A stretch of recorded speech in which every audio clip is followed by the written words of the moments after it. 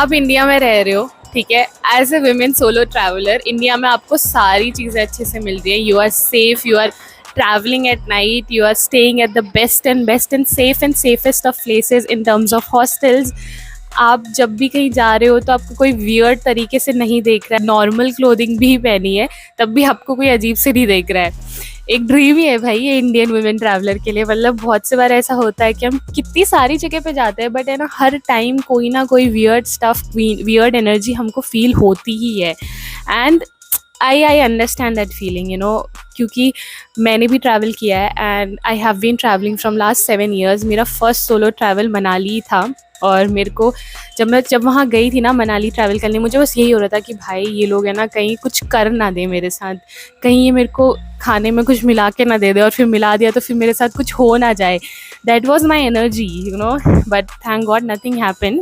And मैंने है ना इतना ट्रैवल करने के बाद कुछ चीज़ें फिगर आउट की हैं, कुछ ट्रिक्स फिगर आउट किए हैं जो आप भी यूज़ कर सकते हो. और मैंने सोचा कि यार ये ट्रिक्स तो है ना, मतलब ये चीज़ें तो होनी चाहिए अगर मुझे कोई भी डेस्टिनेशन पे जाना है या फिर कोई भी प्लानिंग करनी है ट्रैवल की, तो ये सिंपल स्टेप्स तो मुझे फॉलो ही करने चाहिए. तो इस वीडियो में कोई भी क्लिक बेट नहीं है, कोई भी फालतू का ज्ञान नहीं है, सिंपल सा मेरा एक्सपीरियंस है जो मैंने एक्सपीरियंस किया है लास्ट 7 years में और लास्ट 1 year में कंटिन्यूस ट्रैवल के बाद इंडिया में. वही मैं आपके साथ शेयर करूँगी. अगर आप भी फर्स्ट बार घर से ट्रैवल करने निकले हो या फिर आपको एक्सपीरियंस नहीं है ट्रैवल का और आपको सोलो ट्रैवल एक्सपीरियंस करना है तो ये वीडियो एंड तक है ना ज़रूर देखना. सबसे पहली चीज़ है कि अगर आप किसी भी लोकेशन पे जा रहे हो ना, उस लोकेशन को अच्छे से स्कैन करो.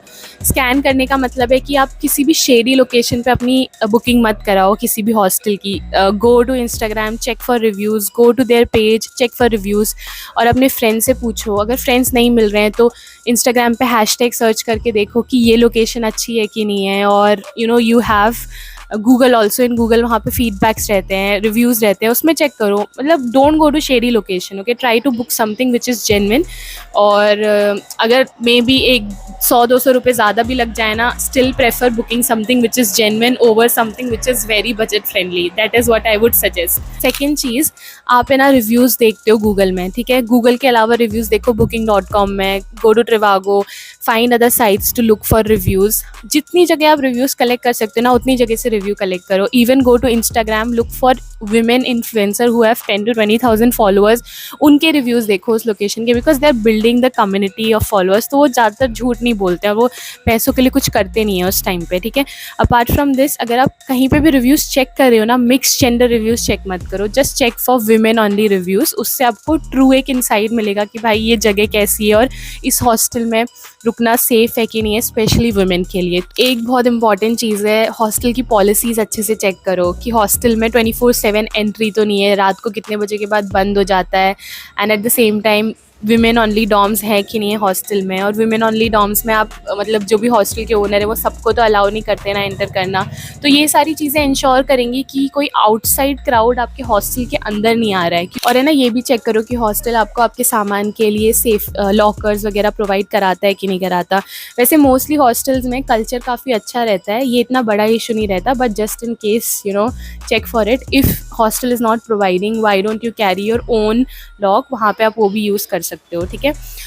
और सबसे इम्पॉर्टेंट चीज़ देखो, मैं आपको चीज़ शेयर कर रही हूँ, इसका मतलब ये नहीं कि आप सोलो ट्रैवल करना छोड़ दो. मैं ये चीज़ इसलिए शेयर कर रही हूँ कि यार अगर हम सोलो ट्रैवल कर रहे हैं तो इट इज़ इम्पॉर्टेंट कि हम एक प्रिकॉशन लें बिफोर, है ना. और हम हर चीज़ को रिसर्च करके और सारी चीज़ को अपने माइंड में ये रहे कि भाई हम कहीं जा रहे हैं तो वो जगह सेफ़ ही रहेगी. बट कोई ऐसा व्हाट इफ्स वाला सिनेरियो नहीं होना चाहिए. मोस्ट ऑफ द टाइम्स ऐसा होता है कि हम बिना रिसर्च करे किसी जगह पे चले जाते हैं, फिर वियर्ड एनर्जी सेंस करते हैं और हमें निकलना ही पड़ता है उस जगह से.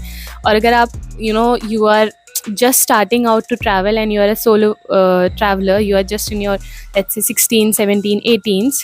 I am currently 25.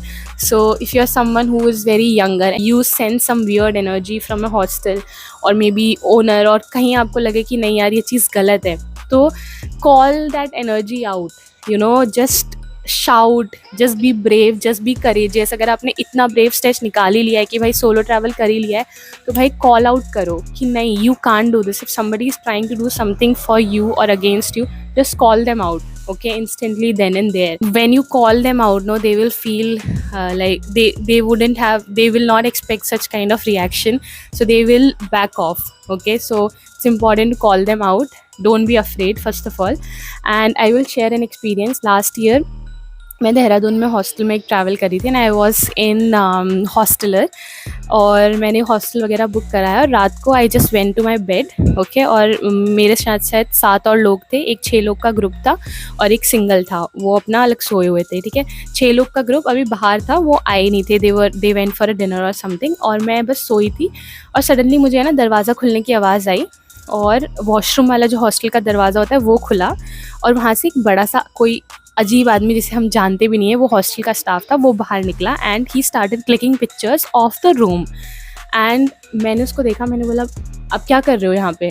तो उसने बोला, ऐसे ऐसे देखा, और वो घबरा गया, और वो फिर बाहर निकल गया। मैंने बोला बाहर जाइए यहाँ से, और मैंने उसको बाहर फेंका, दरवाज़ा लगाया, and next morning I just packed my bag and left from that hostel, ठीक है। मतलब मेरे को ऐसा हो गया था कि भाई ये क्या वियर्ड एनर्जी है, ऐसा मतलब तुम कहीं जा रहे हो अच्छी सी जगह सब कुछ करने, और तुम्हें ऐसा एक्सपीरियंस मिल रहा है।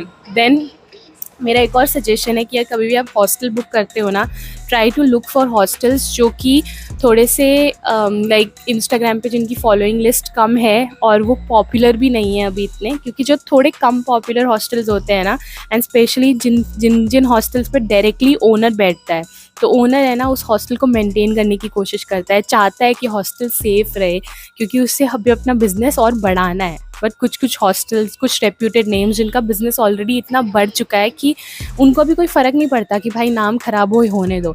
तो try to go for smaller brand, and जहाँ पे कम्युनिटी पे फोकस किया जाता है, और जहाँ पे एक ब्रांड को बिल्ड करने की कोशिश करते हैं, instead of something which is already build up. I hope कि जो भी मैंने अभी इन्फॉर्मेशन दी आपको यूज़फुल रहेगी, specially when you are trying out traveling as a woman solo for the first time. I hope it will help you. If not, and if you have any questions, comments are always open. अगर आपको कुछ भी पूछना है, please ask me out. And if you want to see my traveling journey, you can look over here. I will put my Instagram name. You can follow me over there as well. I hope you liked this video. You had fun, and thank you so much. I'll keep coming on with such short, topics, and I hope you guys keep interacting. So see you in the next one.